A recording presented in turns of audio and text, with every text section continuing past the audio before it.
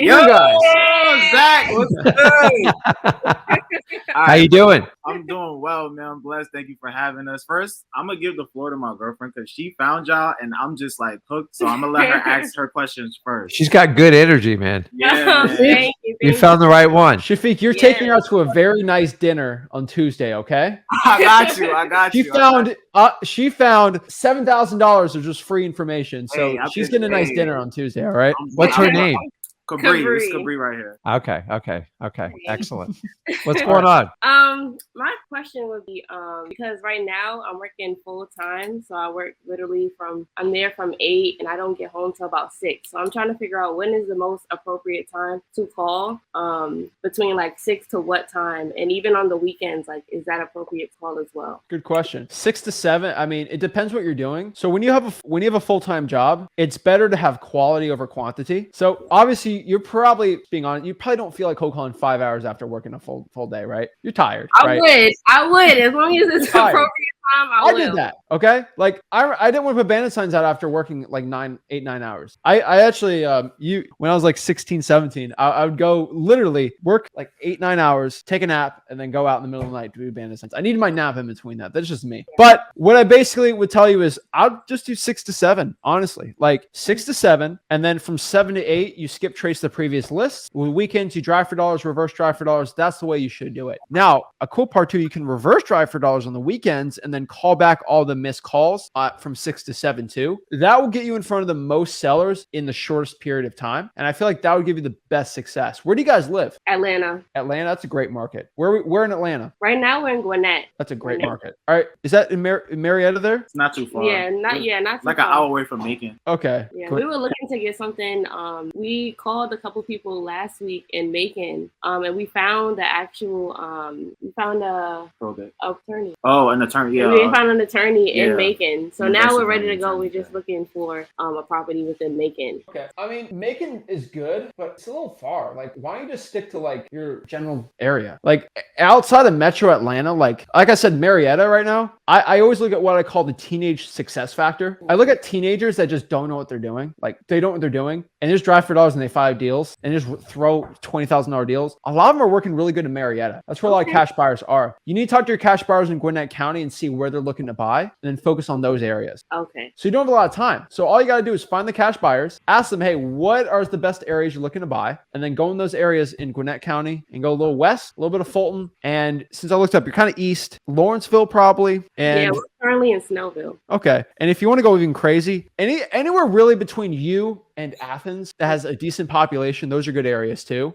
They're hot right now and they're great because everybody in Atlanta is focusing on like Metro Atlanta and those suburbs that are decent, cheaply, like they're pretty cheap, they work. And so you got to remember where are the best areas to wholesale in that Atlanta metro market. It's not Atlanta, right? There's some expensive parts of Atlanta. The best parts is where do working class people live? Like people that are just working regular jobs, they're making they're working 9 to 5. Where do they live, right? They're not living in mansions, right? Like they usually live outside the suburbs, right? Yeah. And so we got family all over there. So I know the good areas around there. Those are hot markets because cash buyers want to flip it and buy them as rentals. Yeah. And it's a great market. And then, keep in mind, you have this, we all get the same amount of time in a day, 24 hours. Everyone's like, time. You have to prioritize. So when I started wholesaling, I took 8 months working like an insane job, like 6 a.m. to 7 p.m. And then I had 2 little ones. And I'm just like, but to be honest, I was so frustrated. I go, whatever, if there's got to be a better way. And I let the frustration build up when I was around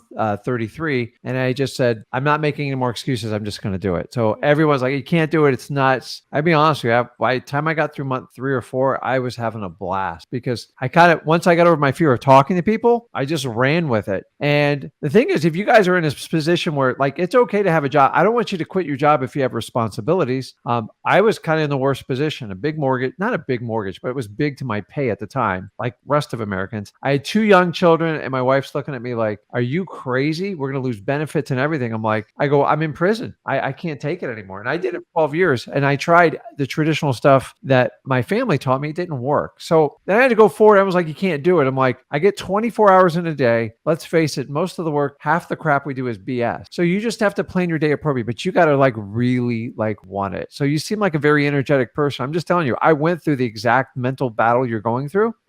And only you can dig deep down and decide, hey, I'm going to do this. Here's my plan. It might happen sooner. It might happen later, but it's going to happen. And once I understand, I didn't want to go back. I hated my boss. Like you have no idea. I had 4 of the worst bosses. Like I could write a movie on it.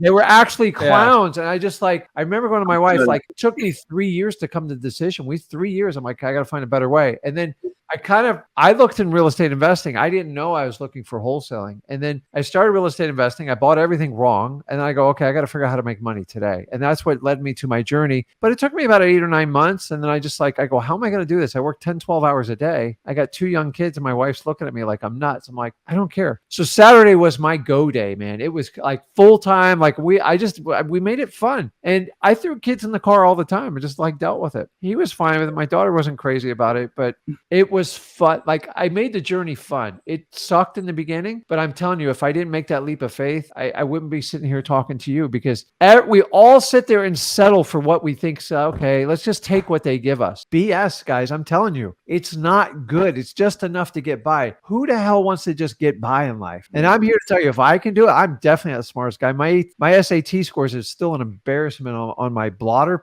It's terrible. Everyone's like, is that?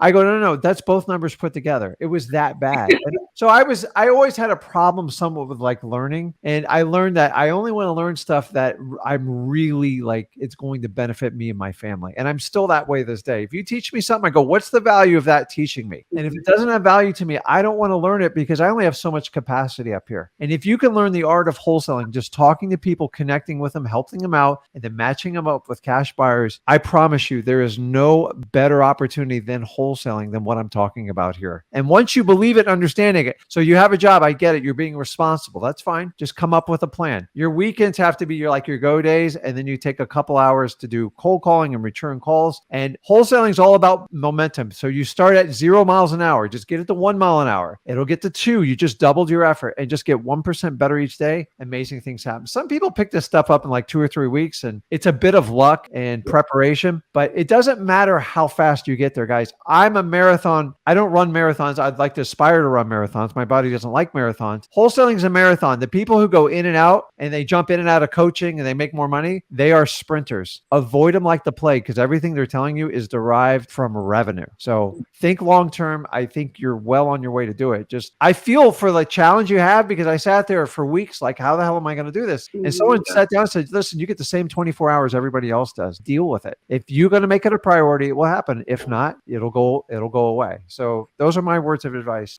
and my son's. Well, I got a question.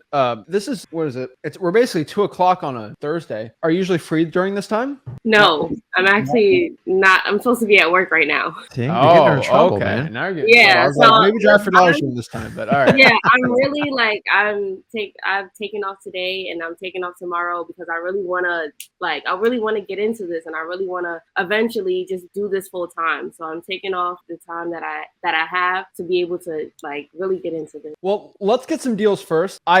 We are not people think we're the advocates of like just burning everything and going. No. You did a bunch of deals before you quit your job. I did. I did 2. I ran up like $40,000 in deals before I stopped my stupid minimum wage bag boy job. Okay, like we're not the persons to tell you that. Yeah. Let's get a deal or 2 before we stop that, right? Because we like to do it smart. But what I'm telling you, create a schedule. Okay, I think 6 to 7 is a good time, and then really the grind time for pulling lists can be at night, skip tracing at night, and reverse drawing for dollars and drawing for dollars in like on the weekends. I think it's gonna be the best thing to keep your sanity, honestly, because no one doesn't have that. You don't want to work 15 hours a day. Like not yet. Like it's a little too much first. So do that. I think it'll lead you to your success. Yeah, for sure. Thanks. I just wanted to ask 2 questions. They're going to be quick questions, but Ask them. So first off, like I said, Cabri just put us on to you guys. Like I love all your content. Like I can't speak enough about it. But my first question is, would you guys suggest to just like, for example, the bull method, would you guys suggest to just hammer down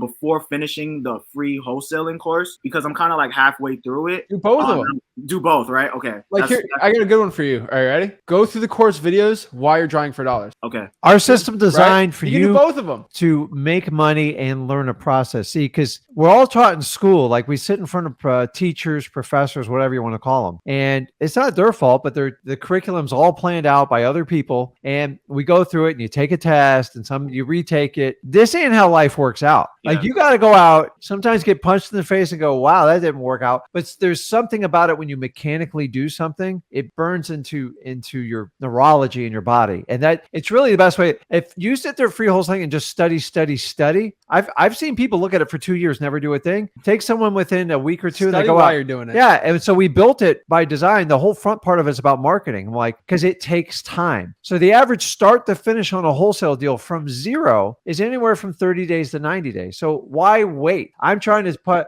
hey, how can we put 10 grand in your account today? Just start talking to people. And then we even leave the option, if you find a really good deal and it works out, you can even JV with us. So we've looked at every other option, how we can do it. Like, I'll tell you, without just going, hey, give me 10 grand. I'll show you how to do this. Yeah. I says, Zach even kind of, what if we just teach everybody? I'm just like, and guys, we had wild discussions about this. I'm just like, it's never been done before. And then what did we do the first year? We spent the entire first year defending ourselves. It's like ridiculous. And after a while, we just didn't care anymore. Like, screw it. We're just going to help people out. Like, you know what I did when I worked out yesterday? I was listening to new real estate tax depreciation laws from the IRS for this year versus last year. Because really motivating. It's motivating, but like, so I can tell people about it. Like, I learn why I do other stuff, and I don't have a lot of free time, but like when I do stuff like driving, I'm going to do something to learn. So do both of them. A lot of people do that before driving, but yeah, that's it. What's the other question? Okay, last question. So I just wanted to comment on, Rick, you said studying the list is super important. And I wanted you to kind of elaborate on that. Like when you say studying list, do you mean like if I'm studying Gwinnett's list, should I know what house? So real simple. You need to understand it head to toe. Yeah. So this is like your English course in high school. I didn't pay attention. I still to this date, this is embarrassing, between pronouns and adjectives, like I just like, it went right over my head. I'm like, what? Yeah. Like now I even went to college and I still struggled. Like I can write a paper, but I'm not like the best grammatic guy. Somehow I had a teacher beat spelling in my head. Like where You're really good at spelling. I was scared to misspell anything because it was those pop quizzes would give me a heart attack. So when it comes to list, you got to know it head to toe. And the only way you know it is you spend time on it, you play around with it, you know what each column represents, and you will find gold within that. Because once you understand data, you can identify trends. As you move forward and you do deals, how I found probates, I didn't even find it. My CPA found it. He's like, you need to do more deals like this. I'm like, what are you talking about? He goes, these 5 deals made a majority of the money. I went back, reverse engineer. They were probates. I go, how do I get a probate list? And I studied the probate list. And for 3 years, I made so much money. I was like overwhelmed with probates. I was making $40,000, $50,000 every deal. He saw it. And I'm just telling you, you have to study lists. And once you understand data. So even if you go into PropStream under listrei.com, play with the filters till they churn blue, till like you've exhausted every one of them. Because every time you hit a filter, the number either goes up or it goes down. So when I had to buy a list in the beginning, I had to buy them, guys. It was $300 to $500. I was nervous. So my wife goes, you spend more time on a list than anyone I've ever known in life. And as I used to ask you, how much time you spent? Nobody spent time on lists. I got so good at lists, I had a higher probability than everybody else. And I'm telling you, it always starts with a list. Once you understand them, eventually you're going to find little pieces of data and you'll find out trends of the list you're doing. And then you can eliminate the crap. Like I learned, I just don't do wholesale deals above $750,000 in my market. They don't work out. I don't market to those people. Multifamily work. But multifamily works. That's so you find things that you know is absolutely not going to work,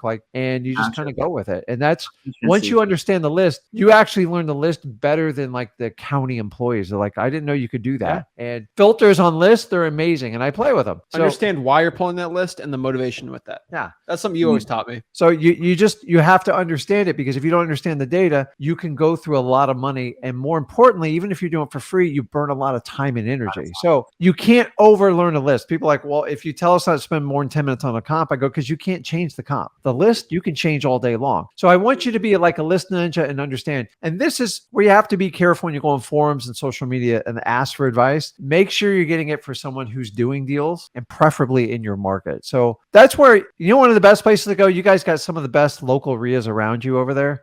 Just to go there, don't buy all the courses and stuff, and network with the people. And people love to share like how they work their list. So that's a good little tip for you there. Thank you so much, guys. Thank I you so appreciate your much. time, and You'll be seeing us. Yeah, we're gonna Okay. be back. All We're right. gonna be back. Well, Ninjas. your best if you're working full time, I would say Mondays because he goes live at 5. I'm live on Sundays at 10. There will be no Zach in live stream on Sunday. I'm watching the Super Bowl, but outside of those days, you'll be fine. And so, Cabrina, do me a big favor. Can you plug your ears real quick? Uh-oh. Don't listen. No, Plug your ears. All right. Shafiq, you got to thank her because you showed this is a $5,000 program. Talk to the person at Publix on Monday night when the roses come in. Get the roses. Dollar store heart balloons. You got to make it up to her. She showed you flip with Rick. All right. I think you can listen. I think he got cut off there. Is how you make it up when your girlfriend shows you flip with Rick. And this is literally, was it a $2,000 coaching call we just did? Yeah. That's it. So love y'all. It looks like your internet came out. I think they can hear you. Have a good one, Shafiq and Cabrina. We love to see it. Yeah, you guys are going to have to hop on tomorrow and you give me some ideas after 30 years with the same woman. It's hard to up. He doesn't understand. It's hard to up Valentine's Day every year after like X amount of years. You're like, Well, when your income doubles. wow, when your wife sees you doing Chat GPT to figure out like your Valentine's do Day that. card. I haven't yet, but I'm thinking, I don't know. So you just can't say it. What I could tell everybody watching this is I could tell you this is really powerful. We have seen a lot of power couples try wholesaling, right? And a lot of them do very well. You know why? Because they keep each other accountable. No, it's good. You know, it's a really cool power couple we haven't It's better talked in a than while. just raw partners. CJ and Brooklyn. Yeah. That was a cool power. Like we find most power couples that hop on the one-on-ones, it's really hard for them most of them, it's kind of weird to say, but most of them become successful. When I have a couple that comes on here, I remember a couple, like they work very well together and they push each other. It's always fascinating to watch, but